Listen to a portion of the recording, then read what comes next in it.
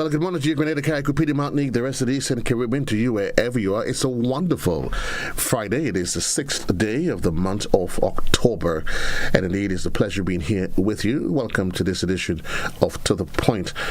This morning, my guest from the Inland Revenue is Mr. Ferron Penny and Mrs. Michell, Julien, Farray. And this morning we'll be talking about tax amnesty. We'll be talking about the recently completed revaluation project, and we'll talk about you understanding the need to file your taxes. While there's an amnesty, some of you are aware that you owe the government just back taxes, and there's some who have no idea because you've probably never in your life even attempted, not even recognizing that you have an obligation to satisfy. So you want to say thanks to those of you on radio or television, or those of you that's joining us via the World Wide Web at www.gbn.gd. Those of you that's on Facebook and our YouTube platform. I'm Joseph Cadore, and I say thanks for being part of today's conversation. My dear lady, my dear sir, thank you for accepting the invitation to be here, and you were here on time. I want to say thank you very much. We've kickstarted a conversation with the tax amnesty. Certainly it's a conversation that we've been hearing for the greater part of the year. Not the greater part, we have been. It's literally, we're in the last quarter, literally, and some folks, we can assume, still haven't gotten an appreciation as to exactly what the tax amnesty is all about. So let's start the conversation, Mr. Penny. The tax amnesty, what is this all about? Yeah, the tax amnesty is basically a provision made by the government for taxpayers to voluntarily come into the Inland Revenue or any district revenue and pay the taxes without having the cost to pay the penalties and interest. So who qualifies as, what would, of course, warrants one to have to be able to be part of that tax amnesty? You have to be owing for what? Is there a stipulated period? Well, to be part of that, first of all, you have to be a registered taxpayer. Mm-hmm. And you have certain top tax obligations, tax types which you are registered to file, so therefore you have tax obligation which you have to meet. Mm-hmm. It's a two-part situation.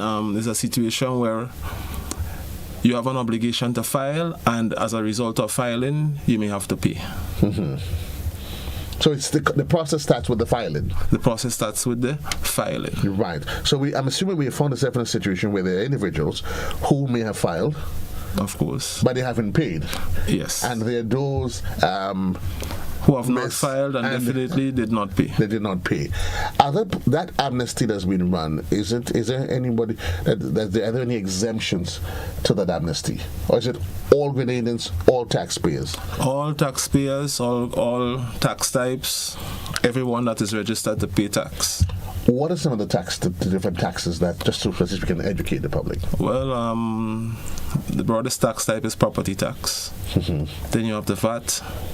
You have annual stamp tax, you have corporate income tax, personal income tax, you have withholding tax, you have excise tax, gaming tax. Withholding tax? Withholding tax, mm-hmm. Yes. What is that? Withholding tax is basically a tax charged to persons who are not residents of Grenada, but they are employed in some form earning money in Grenada. Mm-hmm. Okay. Yes, all right. So we have I feel that's about which tax I live. That's about it. Okay, but at least you're giving us a good appreciation of some of the major major ones. Because I know there's some people that are saying he forget this one. If you forget that, that's fine. Yeah, that's fine. Yeah.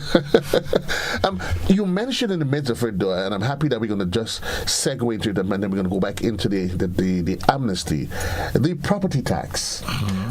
There's a project just recently, an exercise that was just recently completed. Revaluation of properties. Julien? Good morning. Good morning. Good morning to you, and good morning to all your listeners. The Valuation Department of the Ministry of Finance and the Inland Revenue has completed its revaluation exercise. The main purpose of the revaluation exercise is to ensure that all properties on the valuation list, to be included in the valuation list, are at current market value. Okay. Is that supposed to be an annual exercise? Because when you said you completed it, is it annual, periodic? In accordance with the Property Tax Act of Number 2 of 1997, a valuation list must stay in force for no less than 3 years. If that being the case, it means we had some serious homework to do. I'm not even going to say the last time one was done. No, the interesting thing is that it gives you a minimum of 3 years, but it does not say when it to exceed. Okay, it gives you a minimum of 3 years. 3 years. So when produced, it must remain in force for 3 years. Okay, so that valuation, exactly what is it? How is it done? The revaluation, to get to market value, the law says that in determining market value, you can look at every practice that a regular valuer in the industry uses, every technique that is used to value properties on the open market between individuals. If you were to go to the bank for a loan, the bank would say you need a valuation. Right. Send out your instructions to a qualified person who would prepare a current market value that would advise the bank in its decision making. It is the same process for the taxation purpose. So the Prime Minister, in his budget statement in 2020 for the 2023 budget, indicated in this case that he's the bank and he wants a revaluation of all properties to ensure that everybody is in line with current market value. So when you're preparing the revaluation, you would look at comparables. You look at rental incomes of properties that generate rental income. You look at construction costs in the industry. So those are the factors that you would use in realizing or coming up with what is the current market value of a property. What's the significance of that exercise though, outside of the fact that the banker decided I need that? And I like the way the illustration that you make. I think most of us, we've had that experience already. So at least we can appreciate what the process entails. So the banker says I need a valuation, but outside of that, what significance does it bear for the property owner in knowing the value of your property? Well, in Grenada, the valuation department, part of its role is to provide all government agencies with current market value. If you not current, then other agencies suffers as a result. So for instance, you have your son, God forbid he got into trouble. You have your property that you would like to use as collateral because you have to put it up for bail. The court would ask you to go and get a current market value of the property before they can accept it as collateral. If we don't have a current market value in existence, you have to go and pay a private valuer to get that to bring back to the court. However, if you have the current market value provided by the Inland Revenue Department, that person get a copy of the taxable notice of taxable value or the demand notice and they submit it to the court and the court accepts it. I can see some people that smile, but even before I start smiling as well, you made reference to the court. Let's assume when I want to do refinancing and I go to another financial institution, by default they would say to you, you need to present one, and by default you have to go find a valuator, someone to do it. Can I then decide, okay, if the government has that information in there, can I ask your department to please, thank you, can I have it, instead of going to pay for it separately? Right. So the financial institutions, they will not use it to finalize your mortgage. However, you have had this property for the last 10 years. You purchase, you never use it, you never done it. It's suddenly done and I want to use this particular property. You go to the financial institution, the loans officer, in making his determination, he might ask you what is the value of the property. You would say, I don't know. However, if you have your property tax demand notice and it is current, you can present it and say, Inland Revenue gave me this and this is what they said it is worth. The officer would use this as a guide. So it is a starting point for the officer to determine, okay, Inland Revenue said that it is 50,000, maybe it would come out at 60, maybe it would come out at 70, but they know that that particular person will be able to qualify for at least 50,000 based on the equity that they're going to put up. A demand notice, what is that? The demand notice is the notice printed by the department every year for the collection of taxes. And in the demand notice, the current market value of the property is listed. So you have two forms in which you can be notified of your current market value. The notice of taxable value, which is produced after a revaluation exercise, or on an annual basis, when you receive your demand notice, there is the current market value listed in it as well. Wonderful. 10 minutes gone past the hour in the morning time. This is To The Point for today, the 6th day of October.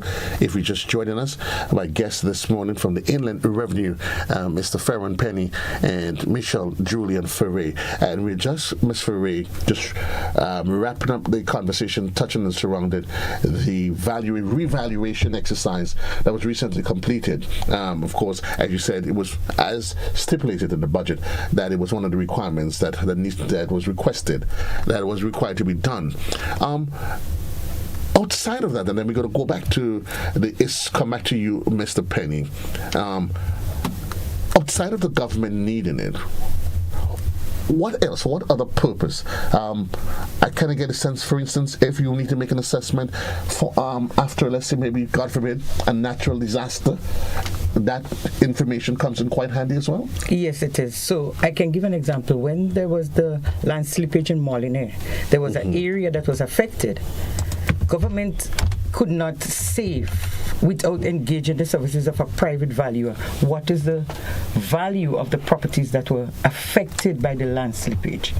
If we had current market value in operation, that's an expense the government would not have had to incur. You just consult the list and you say those 5 properties were affected, and therefore that is the value of those things. So it is important to stay as close to market value at all times, because natural disasters you can say to your foreign agencies, I've lost $2 billion worth of asset. But if you don't know, you can't say that is what you have.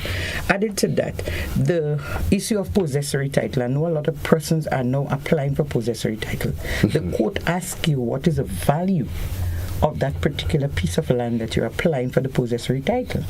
With the current market value, you can, with confidence, say to the court, the Inland Revenue says that it is 20,000. The use of the 20,000 here is for the calculation of the stamp duty. Right. So unrelated to property tax, but it's another revenue stream for government. Unrelated to property tax, but it brings in the conversation where we go back to where the conversation started, Mr. Penny, the issue of the tax amnesty. We in the last quarter, and the appeal was made from since then. Listen, you owe the government taxes. Come in. Take us through the process of how that's done. I just call, and exactly what's the protocol? Well, you can call the Inland Revenue. Once you're aware of the amnesty, you could come in to the Inland Revenue. There are officers waiting to assist you. As we know, there are different tax types, so that different persons coming in. There are even persons representing companies may have to come in. So once you come in, if you call, we even have online platforms where you can even file and pay online right now, which you could make use of. But if you really need information, knowing that we're not compliant for a while, then you could come in so you could get better assistance. And that's about it, because we're there to help. And we encourage people to come in, because it's not always pay. When you say pay, people get scared, because people will think, well, why would I have money right now? On that note, we even have payment plans. You can payment arrangements. You can pay by installments. So that's why persons who took the opportunity earlier on in the year are at an advantage. So, and persons should not be necessarily unduly worried or scared, because I know in these days when folks, cash flow is a challenge for all of us. Exactly. Unless if it's not a cash flow for you, Mr. Penny. I see that Julien is, and she's not in agreement with me. So persons sometimes they know they owe, but they tell themselves, well, I don't have, so I am not going to bother. That should not be an excuse. That should not. No. You could come in and have a word with us. So actually, it expires on the 31st of December. So even in this last quarter, you could still pay little by little until the 31st of December and clear off your arrears. So the arrest covers what period? I haven't paid my property tax since Lawe time, since Granny died and she left the house to me back in 1980, whenever. So it covers from Lanekane to 2021. So it brings you right up to date? Up to date. Wow. And for the AST, 2022. Given that I owe the government that much in back taxes, is there a cutoff point at which the amnesty covers? It says, okay, we are going to exempt those years, pay from, or does it determine you owe from Lanekane? That payment plan is going to cover you right up until, or is there periods that are exempted? You say, okay, we cut it from there, you pay from this period, come forward. There isn't any exempted period. There isn't any exempted period. There isn't any exempted period. Okay, so you come in and we tell you the total arrears, and we give you a time frame in which you clear your arrears without paying any penalties and interest. So we're going to get into the penalties and interest. Okay, no problem. Right. And but if I might add, although you're saying Lanekane and there isn't any exempted period, so for instance, for property tax, it was computerized in 2004. So prior to Lanekane, prior to 2004, you will not hear about that. Okay, so in this because case, we're working with what we have in the system. Right. Some other tax types, they got computerized in 1997. So Lanekane to 97 is exempted. Okay, well in that case, that's your Lanekane. For example, the VAT started in 2010. Okay. And I'm happy. That's what I'm asking, because I've heard people who said Papa Bunje, and I'm using the local because they start thinking, my God, I mean, I haven't paid my taxes since, and now all of a sudden the banker is calling it in. What am I going to do? And some persons have decided, you know what, I am going to opt not to. On that point, let's talk about what happens. If I decide, for whatever reason, whether or not I have a payment plan or not, but I decided I'm not going to bother pay those taxes. Julien, Penny? What will happen? Well, your arrears remain on the books, and the penalties and interest will be no effective again January 1st. What are those penalties? Penalties will, for filing, you have $500 or 5% as a fixed charge, whichever one is greater. And you have $100 every month after you didn't file. $100 or 1% of the amount owing. That's for filing. And for payment, you have 20% penalty on the amount you owe, and 1.5% interest, which compounds every month. That interest compounds every month. So a lot of the times the penalties and interests are higher than the tax you have to pay. So I would also like to add that for the person who's thinking, okay, amnesty, I'm not bothering with inland revenue, I'm not going to go and pay. In the case of property taxes, I can say to you that if you choose not to pay now during the amnesty, and you want a mortgage on the same piece of property that you didn't pay for in 2024, you've decided, okay, I'm going to utilize that asset that I have seated. You will be required to get a tax clearance certificate before your mortgage can be recorded at the deeds and land registry. What are the criteria for a tax clearance certificate? Zero balance. And zero balance means zero tax, zero interest, zero penalties. So this is an additional reason why you must take hold of the amnesty. Ensure that you have a zero balance, because you do not know when you will be required to get a tax clearance certificate. Well, you say that, and all of a sudden I'm started thinking, whoa. So do you think persons, Grenadians, have a full appreciation of the tax amnesty as it is, and the need to ensure that your taxes are up to date? Well, that's the reason we're here right now, to help get them aware, or more aware, increase the awareness of the tax amnesty. But prior to, I mean, do you think, is it something based on your experience from Inland Revenue, that Grenadians, the populace really appreciates the need why I should pay my taxes, notwithstanding whichever one it is? Well, paying, that's a different. They have to. That's a different point, because they don't really appreciate the fact that they have to pay taxes. Well, I shouldn't say all, a certain percentage. No, I mean, don't really appreciate the fact that they have to pay taxes. And there's a reason why I'm asking you. Part of the reason why, because they're not educated enough on the taxes. So sometimes there's a fear within the taxpayers. Right. They're willing to be compliant, but there is a fear because they're not knowledgeable enough of the taxes.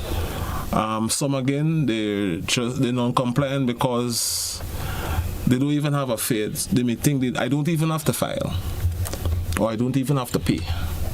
So the more we make them aware, the more we educate them, then we'll see an increase in compliance.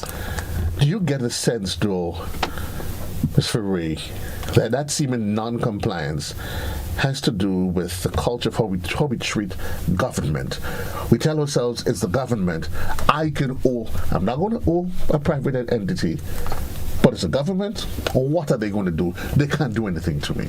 And that is a misconception, because the Inland Revenue has a lot of ammunition that we can use for non-compliance. Okay. We can start with garnishing. What is garnishing? You have monies at a financial institution. We can write the financial institution, and they are obligated by law to provide us with what is your existing balance. Okay, so there's garnishing. One. There is garnishing. There's sale of assets. There's sale of properties. So there are a lot of ammunition that the Inland Revenue is charged with in the exercise of its duties. We'd prefer not to get to there. So we are saying to you, no, make use of the amnesty. Ensure that you have a zero balance, every tax type. Because although property tax asks you for a tax clearance certificate to go to the Detail Land Registry, when a contractor wants to work with government, he has to get a tax clearance certificate to bring to the Ministry of Infrastructure. So you cannot be non-compliant and then expect to get employment with the government. You need a tax clearance certificate to carry to various government departments. And I'm happy that you're saying that. I mean, we and I'm just going to touch on it for just a bit, because very often we say things, we do things out of ignorance. So we hear of this particular individual or business who, for whatever reason, they would tell you, well, I applied to government for a project, and we tend to, in Little Grenada, we ascribe everything to color. Well, because he ain't pink, and that one ain't he whatever color. No. And this is a glaring example where there is more than meets the eye. Yes. Of course. So you could have been that when the ministry reached out to Inland Revenue and asked for, Tom is applying for this contract, tell me what is his standing. Inland Revenue would have said, oh no, he doesn't file. That is one breach, because you have to file. The next breach is he does not pay. So you must file, as well as when you finish file, you must also pay. You must file, you must pay. That's the final word before we take the commercial break. When we come back now, we look at the filing process, exactly how that process entails and what exactly you need to know about the process. 25 minutes gone past the hour of 9 o'clock. It is to the point. We take a quick commercial break, and we'll be right back, Grenada.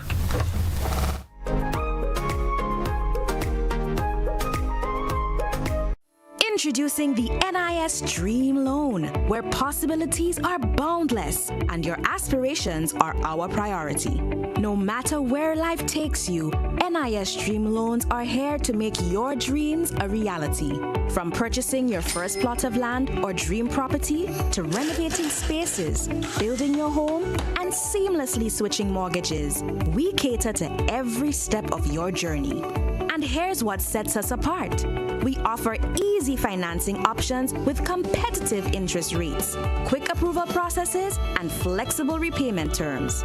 So why wait? Apply now and let our dedicated NIS team guide you through this exciting journey. Visit nisgrenada.org/dream loan or call 440-3309 to book an appointment. Terms and conditions apply. Your dream awaits.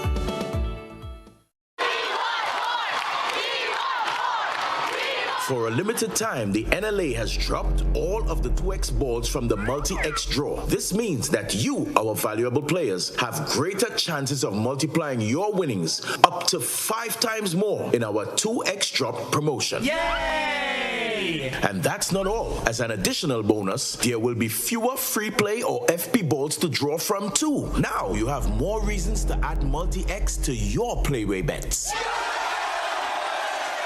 So, value your dreams, win your way, and multiply your winnings up to 5 times more in the NLA's 2X Dropped promotion. Promo runs until Friday, 20th October, 2023. Must be 18 years or older to play. NLA, making your dreams come true.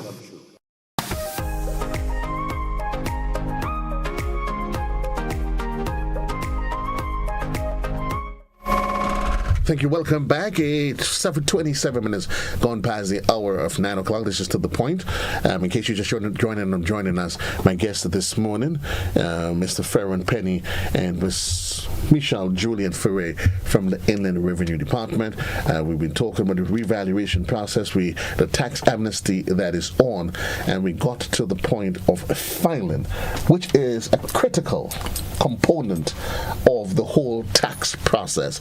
But before we do that, though, we're going to go to the telephone lines and say good morning, caller. You're alive. Good morning, sir. Good morning to you. I just want to ask a simple question concerning a taxpayer, property taxpayer. You usually always every year pay your tax. You even pay it on time extra. Well, I know usually you get a percent off. What is it concerning this revaluation thing? Is there any disadvantage for that taxpayer also? Thank you. Okay, thank you, caller. Yeah, I think we started the conversation on that. The revaluation, what's in it for? What is the significance for the owner? The revaluation exercise, whether you are compliant, non-compliant, everybody's property will be revalued. The bill that you receive every year, the value that's in it is as at 2001. So the difference will be when this exercise is completed, because the first phase is you revalue, you notify taxpayers that this is what your new value will be going forward. If you have any questions as to the value ascribed, you can fill out an objection form. So there's the objection process. When the objection process is completed, you would be advised of a new value if there is a new one from the revaluation exercise. The Minister for Finance has to sign off on these values and publish that as at a particular date, this new valuation list will go into effect. When the new valuation list goes into effect, the tax for that next year will be based on the value as the current market value. No, not because it is based on the current market value doesn't mean that the taxes will go up. I can say to persons here that in 2014, everybody's tax got doubled and there was no revaluation exercise done. So a revaluation exercise doesn't mean that your taxes will go up. Not doing a revaluation exercise does not mean that your taxes will not go up. The power to up the taxes, to change the rate, belongs to the minister, and it would be the minister's and the government's prerogative at that particular time to decide. We have new values. Do we want to reduce the rate? So that taxpayers don't pay too much taxes. Okay. They can also decide we have new values. We want to reduce the rate as well as we want to reduce what we refer to as an exemption. Now, an exemption is an allowance that the law allows for property owners who own and occupy the property of 100,000. The government can so decide that with the new values, we're going to remove the exemption from 100,000, move it to 150 or even to 200. Those things will cause taxes not to increase. So not because there's a new value will mean that there will be increase in taxes. And to answer the caller's question, everybody will get a new value. Right. So there is a new value. Yes. And the value it's across the board. Across the board. However, that new value doesn't by default means that you would be required to pay more taxes. No, it does not. If that happens, that would have to be by the discretion of the powers that be. The powers that be. Okay, so we're going to keep our eyes on the powers that be. We're going to go to social media and go back to the telephone line. A question that's coming in. Good morning to you, Sharon Bartholomew. So she's saying she literally Inland Revenue sent out a property tax bill. She went to pay the property tax. When she got there, the bill was more. Upon inquiry, they said to her that bill was after they sent the bill was issued, they reevaluated. There was a revaluation of the property. Right. So it's not really a revaluation of the property. We are required by law to run the assessments the first day of January, the first working day in January. Mm-hmm. Our work is ongoing and consistently ongoing. So in December, before we break for Christmas, we go out, we notice that the taxpayer has constructed a building. Mm-hmm. We break for Christmas, the bills were generated with her bill being land only. Mm-hmm. From the time the bill was generated to the time she came in to pay, the building has been added. So you would have received a bill that says land only. You got a second bill that says land and building. And in that case, she would have been informed. She may not have gotten it, but it is the process to inform you that a building has been added to your land. What are the processes, what mediums they use for notification? In the case of everything that we print from the Inland Revenue, we send it via the post. Persons who have given us their email address, they will receive the copy of the notice of taxable value via post and via email. If you give us your email address, you will also receive your demand notice via post and via email. I think email is the way to go. Email is the way to go, but some persons, when we ask you for email address, you wrote and we didn't understand your handwriting. So we enter the email address, you send it bounce back. I think that's why there's a need for us to go use online methods. And I guess there's always these variation of different things as to why something may or may not work. We would prefer to have it emailed. So I would also like to use this platform to make an appeal to taxpayers to come into the Inland Revenue, ensure that we have the correct mailing address for you, ensure that you have the correct email address for you, so we can avoid you get it, you didn't get it. We can avoid. And we should have more of these public engagements to at least we can educate the public. We go to the telephone lines. Good morning, caller. You're live. Yes, good morning to you, sir, and good morning to your guests. Now, there were a prior tax adjustment during what we call the structural adjustment, where our properties went up and by way of a new value, 100% without an assessment. How would this new value cater for that? Would there be a downward adjustment to bring us back down to what we used to be if you have to value up? Would the value remain the same? Would we have to pay the same taxes that we pay now? Because the taxes should go back down after the structural adjustment. I'd like to hear more about that. Not sure if you qualify to, but if you can. Yes, so what I would like to say to the caller, let us make the distinction. There is value versus rate. In 2014, no new values went out. That's rates. The rate was doubled. So everybody received double taxes. You used to pay $100, your tax went up to $200. Simple. That's the rate that changed. Mm-hmm. We are taking it the other side now. We are changing your value. And we are saying to you, the rate to be applied on that new value has to be determined by the minister. And in determining that, he would take a lot of factors into consideration. How did you arrive at a rate? What is it I would like them to? How did you arrive at a rate? One moment, please, sir. One moment, please, sir. Yes, go ahead.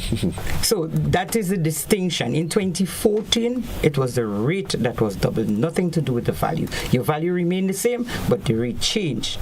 And for the new exercise, your value going to change, and we don't know what will happen to the rate. The question has been asked by the caller, the rate that's used. How is that determined? The rate is determined by the policy unit, and I cannot answer to how they come up with what the factors that they use to determine it. So I think economic activities and other host of other things given in consideration. Okay. That was not illegal. That's what he's saying. That was not legal because there's no justification for that. Well, sir, she said she's not qualified to speak on that. So you cannot say that she's saying that.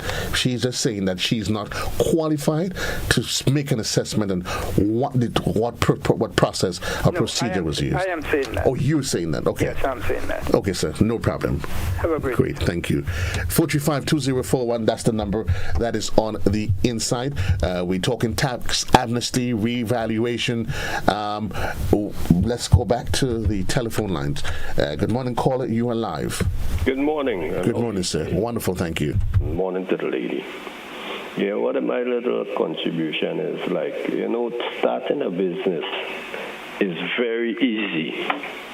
Right, but then sometimes you have to grow that business because you're starting small. You may free to run in for tax thing and register and so forth. But what I'm saying, because not everyone is at the same level. So what I look at in the tax office they have a lot I think vacant places, offices, or some office space that they can create and have certain. Sometime during the year, have certain lecturing and bringing persons that don't understand so much how to do the tax thing, and sort of give them a 1-hour training and explanation and teach them how to do it. Because, for instance, sometimes simply to get someone to do it for them, they're kind of scary. Then when you're dealing with an accountant, the cost alone is a big problem. And look, sometimes simple things that we are forgetting. Like things like when you have these things, everyone is go online, put it on this, but simple old-time methods with a loudspeaker going to the village and saying that, because sometimes there are people that get on the levels that this online, do this online. They're not so capable of doing that, but they may outside somewhere in the yard, they walk in somewhere and they hear the loudspeaker and then they know exactly what it is. So we have to deal with all different methods, but there's a lot of different types of people operating within the system that should be paying tax, and they're not, because of scare, the same thing you're saying, scare, okay, sir. They're not going in. Great. Thank you. Well, I'm not sure if you want to, but I can personally say on behalf of the Inland Revenue Department that while I agree with the caller wholeheartedly, that those measures have been given consideration. The public announcements, this again is another indication, and it takes us back to the tax amnesty. That conversation is a year, almost 10 months old. 10 months old. So, I mean, we're agreeing with you, sir, but we just want to say, you cannot over-educate. I think what needs to be done is continually engaging the public, so at least persons, but I think it only hints to that question, the point that we asked initially. I think there's a culture where people think, you know what, it's the government, Zafed them, I ain't bored in with them.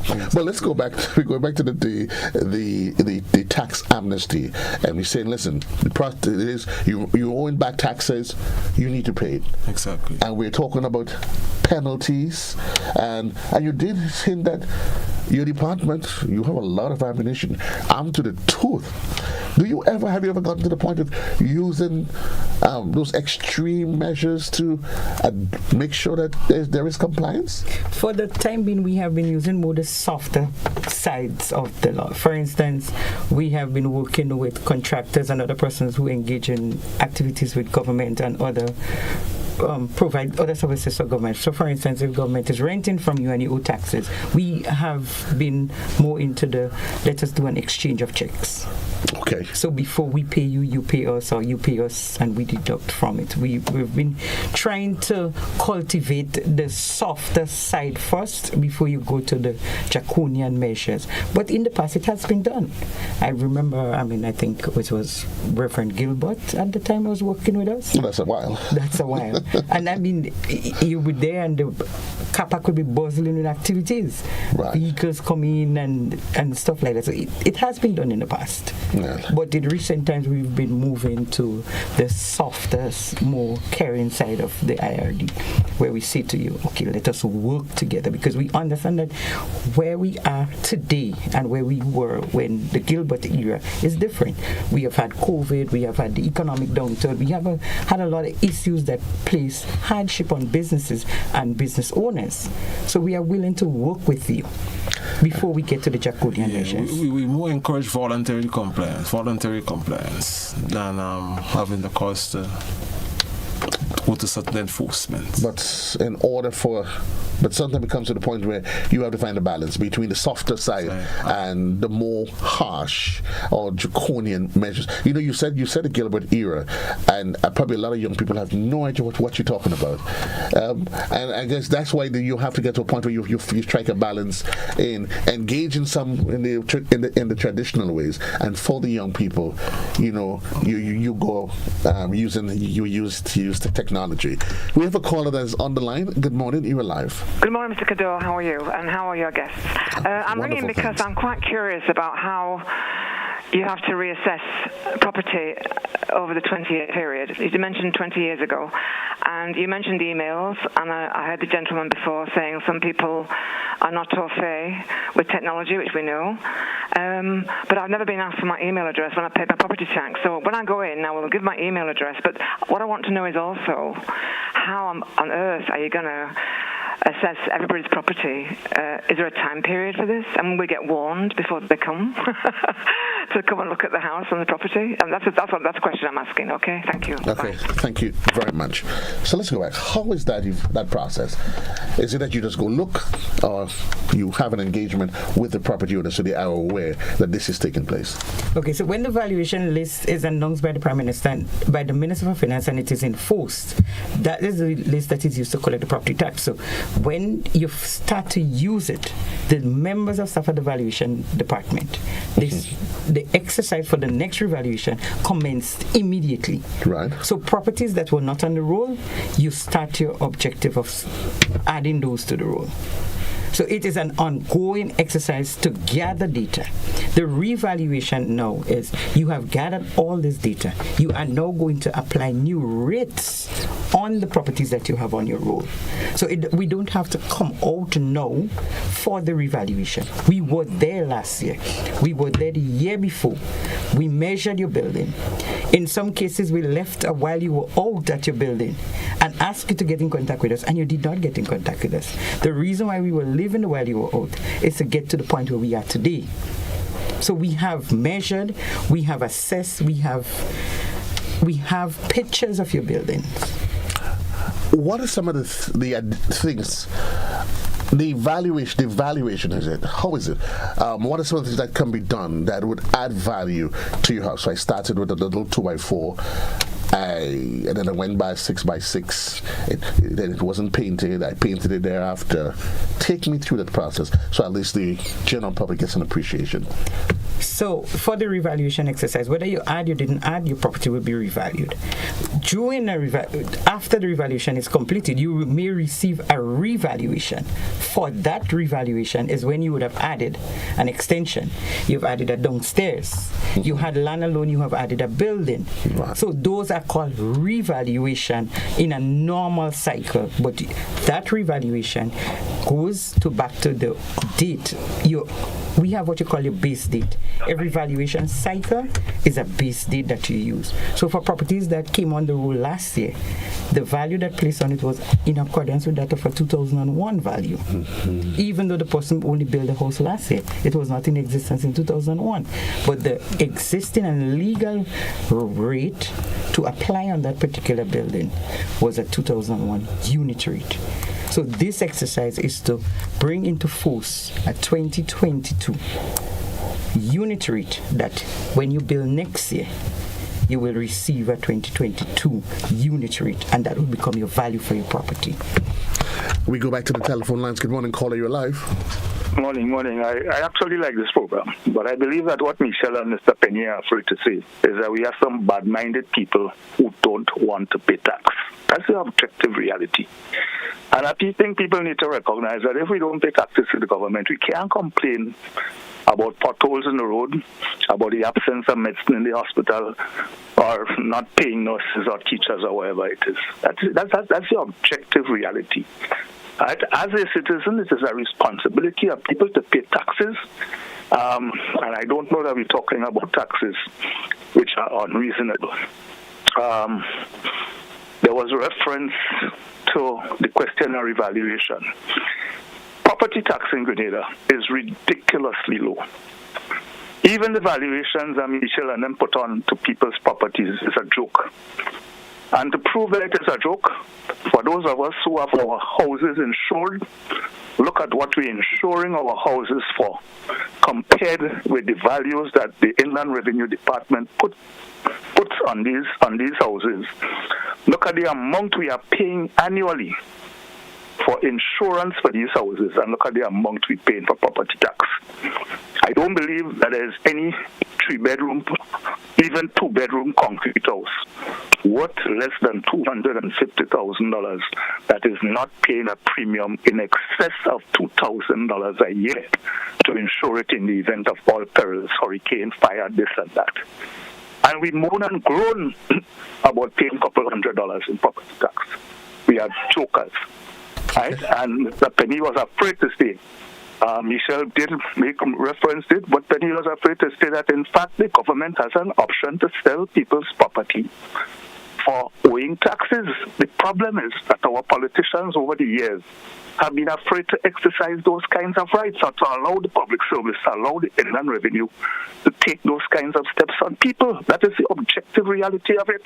Okay, sir. So we are in a situation of our own making. People mustn't complain when they don't get the services that they want, need, or expect from government. We put ourselves in that. Okay, thank you, sir. Your thoughts? I think we shared it. We made it the assessment that the caller just made. But of course, as you said, in any population, I mean, government will never want to apply these extreme measures to the populace. No. You have to use a more delicate measure to find. I mean, because as it is, but it's an excellent point that he's made. But certainly, an exercise like this certainly is all part of helping the process of getting individuals to realize why you need to pay your taxes. Yes. Indeed. 435-2041, that's the number on the inside. We're going to head back to social media, and Sharon is there, and she did it with a question. She says, every year I pay my property tax on time, way before the due date, and I think you got it 10% off. But the next year, there is a late fee on my bill, which I paid when I paid the bill in full. Why is this? So I would like to offer my apologies to the writer. Our system, we do give you 5% rebate, but for whatever reason, the cashier gives you the 5% rebate, it goes into the system, and I don't know, it just kicks out. Okay. So it is a genuine case of when we look at it, we can say, oh no, this is not an arrest. So no action is taken. Somebody just go in manually and they clean the account. It is something we have been struggling with since 2004. Hopefully, we are getting a new system in 2024. Yes. And that new system will help us to alleviate that particular problem. But we understand and we appreciate and we are aware of it. So in cases like this, we will not take action against you for that. So if you were to come for a tax clearance certificate and we realize that no, this person paid the tax on time, we will just clean the account, move right along and give you the tax clearance. We don't put any penalties on you for that. It is an unfortunate circumstance, but like I said, into 2024, with the event of our new system, that will be alleviated. Well, we wait. Good news, Sharon. We wait for that with childlike anticipation. 435-2041 is a number on the inside. We talking tax amnesty. We talking revaluation of property, and we certainly know we don't have sufficient time to delve into all of it. The tax amnesty penny ends December 31st at midnight? At midnight. What happens from the 1st of January? From the 1st of January, everything is reinstated. The penalties and the interest will be reinstated on the account. I'm assuming the Inland Revenue probably has a game plan in place where you determine, okay, I've given you a year, you haven't complied. Is it too early for you to share with the general public, or can you give us an indication as to how that process is going to unfold? It is too early in the sense that that particular process you have to be directed by the Permanent Secretary and the Minister for Finance. They're the ones that would say, okay. I've heard the Minister say in press conferences that come January 1st, steeper measures. Okay. What does that mean? We'll wait to see how it unfolds. You wait for the bosses yes. Wait for the bosses to speak. We talked about it, and we must touch on it before we go. Filing. Yeah. Filing. Most of our taxes are self-assessed, with the exception of property tax. That's where we do the assessment, which Mrs. Farray been talking about. But for the other tax types, it is self-assessed, whereby you declare your information to us. So we are responsible to issue a document to you, which we call a tax return or tax remittance, where we send it out to you via post or email, and you complete the form with your information accurately, because there are lines for categories of information. So you fill it out and you send it in to us, and that is what you call filing. Basically, declaring your information on a return to us is filing. That is the only how we could come up with a charge or credit for you. What happens if I provide inaccurate information? If you provide inaccurate information, at first hand we may not be able to pick it up like that, because I tell you it's self-assessed, we depend on you. But over time you could be red flagged, because we could compare your information with similar persons like you, and so we have ways in which we could red flag you, and then you could be audited.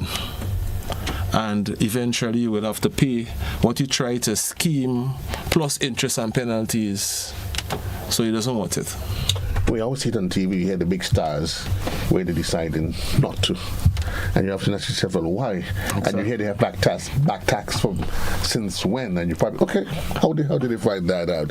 Exactly. So the idea is that you want to become, and I think we will all agree that there's a need for greater appreciation of the need to pay our taxes, Julien. Yes, like the caller said, government relying on the monies that they collect to be able to provide services to every one of us. If they don't collect, you cannot demand. When you demand, they would have to go and take a loan to meet your demand. Who's going to service the loan? How is the loan going to be serviced? From taxation. Folks, it's a conversation that needs to be had. Remember, the tax amnesty, it is on. Started in January. And we here, and again, we're making the appeal to you, the general public. And as you said, everybody. And it is I think they should take advantage of that, because it will save a lot. Come in and see the state of your account and do what you got to do. Can I just have the process be done online, or can I have one of your personnels? I can make an appointment to come to my office. You make an appointment and come in. We can also come to your office if you so desire. You just call, you set up an appointment, we give you a time, and we can come to you. You can go online. If you go online, you use pay.gov.gd, you would need your tax account number and you would see your balance. But unfortunately, when you go online, the balance that you would see would reflect both the tax, the interest, and the penalty. Because the taxes are only waived the interest and penalty is only waived when you make the payment. So if you don't make a payment, it sits there waiting for you. It sits there waiting for you to be reinstated come 1st January 2024. We have a caller on the line, which will be your final caller. Good morning, caller, you're live. Caller, you're live. Hello, caller. We'll have to leave that caller. There. We're literally out of time. I'm going to give each of you a minute just to essay your, just to give an overview. Penny, starting with you, the tax amnesty. Yes. Well, I encourage everyone to come in. There are persons who are not even aware that they have to file or maybe make a payment. I'm talking about persons who are even employed, have an employer. There are persons out there who think that because they're working with an employer and the employer deducts the money, that they don't have to file. But you still have to file. You have an obligation to file and declare because you could have more than one source of income. There are situations where the employer may not have deducted enough. So it's only when you file a personal income tax you could get to realize these things. There are situations with persons, all right, in the advantage money sitting there for them, but because you did not file, you cannot get a refund from the government. Well, something just leaped up in my head. So the same way that I there's the amnesty that allows for back payment. If the case in fact that the government is owing me money, can I now? Tax is not always just payment. There are times that you're in a credit position and you get a refund. So is this all part of the exercise as well, that if government is owing me, so let's say I decide now when I'm bringing my taxes up to date, I decide this is what I'm doing, exactly. And I realize, government realizes that okay, that Joseph Cadore qualifies overpaid over a period. Are you going to be refunded back to you? Nice to check. Yes, but Joseph Cadore has to remember that government payment method is through financial institutions. So I cannot pay Joseph Cadore if I don't have a bank account information for Joseph Cadore. So in Joseph Cadore filing his return, he will provide me with a bank account that I can then send the check to. So if Joseph Cadore does not file and he's entitled to a refund, he will not get the refund. I don't have a bank account to send the money to. Government pays all checks through an account. That's the government system. And payment. That is another plus of the amnesty, because it gives us opportunity to update our information. And given the fact that we get in a new system, we need the most information of taxpayers that we could. I'm with you. I'm thinking about a little money I can get from the government, but first I need to make sure. It starts with a conversation. Yes. So have a conversation with the Inland Revenue. You can then determine, are you owed a refund or do I owe property? Have a conversation, file, and we'll see the result. Yes. So I need to take care of my end, and government will take care of its end. Correct. Of course. And there's a mutual understanding on that. Exactly. Folks, this is where we leave the end of the conversation. I want to say thanks to Mr. Ferron Penny and Ms. Michell Julien Farray from Inland Revenue. Before we wrap up, I'd like to say to persons, the first phase of the revaluation exercise is the sending out of the notice of taxable value. We want persons to look at the taxable value when you receive it. First of all, we want you to accept it from the postmistress or postmaster when they come around by you. Take it, open it. We want you to verify that the name on the notice is correct. The land size that we are assessing you for is correct. The value that's there, whether you are satisfied or you're not satisfied. If you're not satisfied with it, we would like to let you know that there's a process. You filled out what we call an objection form. This is available at any revenue office throughout the island, the Inland Revenue Department, as well as at the IRD website. ird.gov.gd. The forms are available. You fill it out. It is a prescribed form by law. We want you to put into it a contact number for us, because when you fill out an objection, we make contact with you and say to you, we're going to come to your property at 10 o'clock. You need to be there. Right. We're going to discuss with you what are your concerns. So the first phase, collect, inspect, ensure that it is accurate. Anything you have problems with, file an objection. It is the law, it is a process, it is your right to file an objection.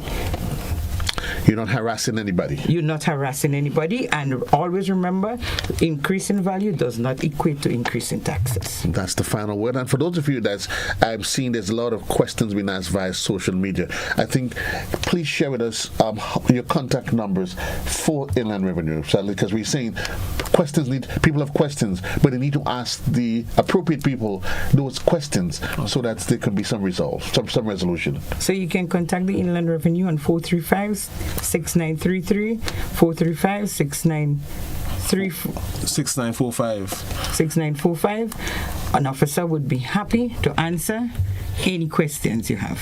If I go to the government website, does it allow me to make queries there? Yes, you can also log a query there. So for those of you folks, you can go onto the website, log a query, and somebody will attend to it, or you can just call the Inland Revenue. Yes, you can email at tps@ird.gov.gd. Well, if not, take the old-fashioned way. Stretch your legs and head across. Folks, this is where we leave the conversation for. It's been great being here with you for the week. The good Lord's willing, we do this all over again next week here on To The Point. For those of you that's on television, I say goodbye to you. For your radio listeners, I keep you company. I'll be here keeping you company up until 12 midday. Until then, so long, everybody. JC loves you. Have yourself a great one.